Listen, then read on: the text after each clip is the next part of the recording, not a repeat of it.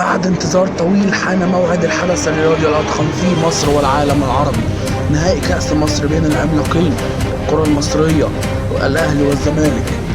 مباراة تاريخية تقام على أراضي المملكة العربية السعودية في مظهر يليق بحجم الحدث الرياضي الكبير.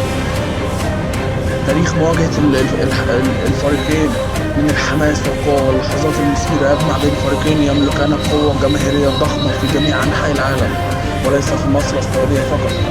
نجوم كبار سيشاركون في هذا المباراة. كل ما تريد أن تعرفه عن هذا المباراة سيسطرون في التاريخ أسماءهم. مباراة لا تفوتك في ذكرى. ونيجي بقى نتكلم عن ظروف الفريقين قبل دخول هذه المباراة. الزمالك بتاريخه الكبير وشعبيته الجارفة برضه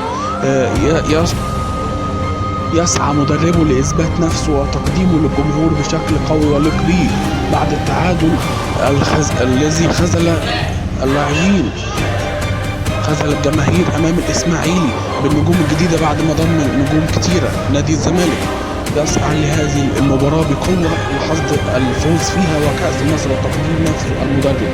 والأهلي الأداء المذبذب يسعى لتصالح جماهيره.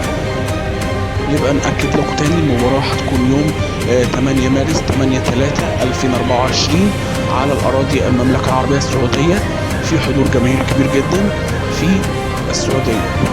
ما تنسوش تدعموا اخواتنا في فلسطين من خلال بنك الطعام المصري.